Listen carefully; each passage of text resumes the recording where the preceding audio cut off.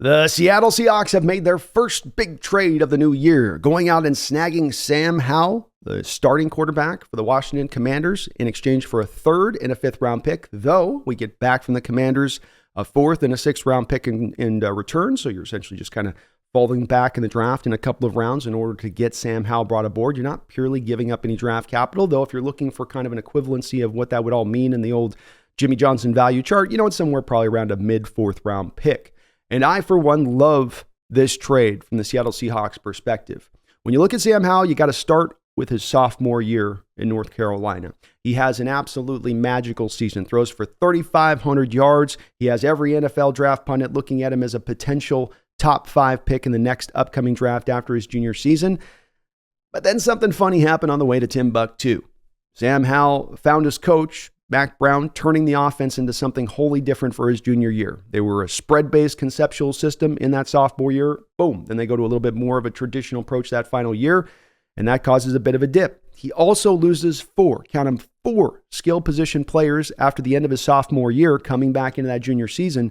So then the offense was really squarely on his shoulders as he had some young players out on the edges. And again, there was that offensive change that was coming into play that was very much highly impactful to what he was doing. Still went out and threw for 3,000 yards, still almost ran for 1,000 yards, showing off a mobility we hadn't really seen from him prior to that. But the damage had been done. He saw his prospect status lower and lower to the point where he slid on through the draft all the way to the 5th round, where the Washington Commanders plucked him up at that point.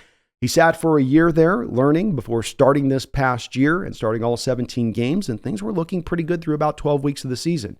He was one of the league leaders in passing yards. He was looking like maybe he was going to fix himself in as the Washington Commander quarterback of the future, but the wheels kind of fell off the bus as the season went along. He ended up throwing for 21 interceptions along with 21 touchdowns. Still threw for 4,000 yards, but was also sacked 65 times. And if you listen to some Washington Commander fans, a little bit of a tendency from Sam to tend to hold on to the ball a little bit too long, taking unneeded sacks.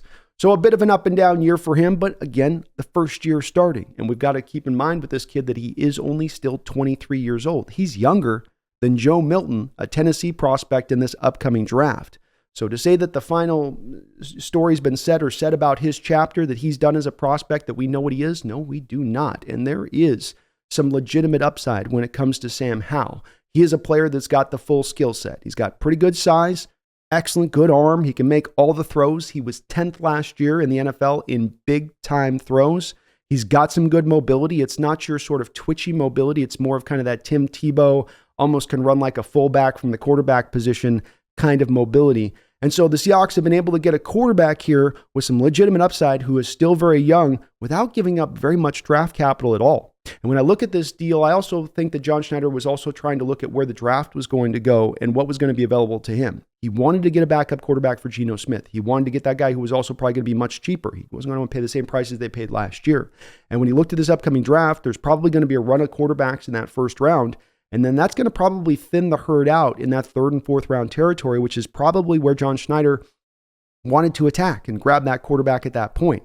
So rather than reaching for a guy who didn't deserve his talent to be picked at that spot, they went out there and got a guy who's truly that talented with the commensurate picks that they gave up to go get Sam Howell. So a smart move by John Schneider to also look out ahead of this of where the lay of the land of the draft was going.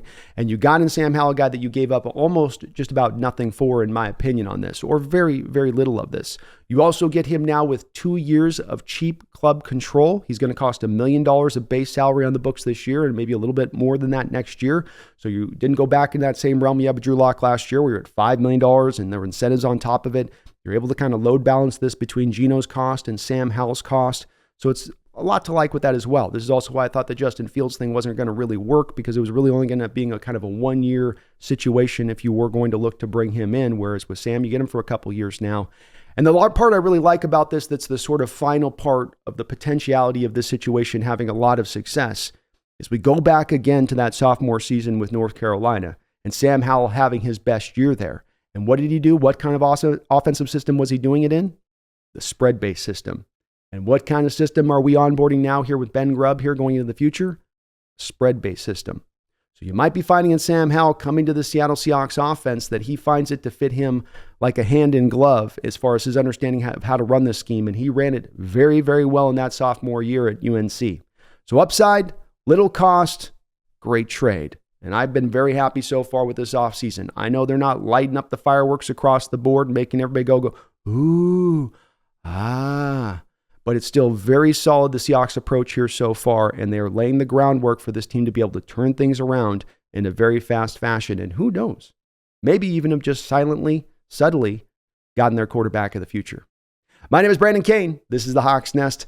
Please hit the like button. Please subscribe. But beyond all that, don't you ever forget, go Hawks.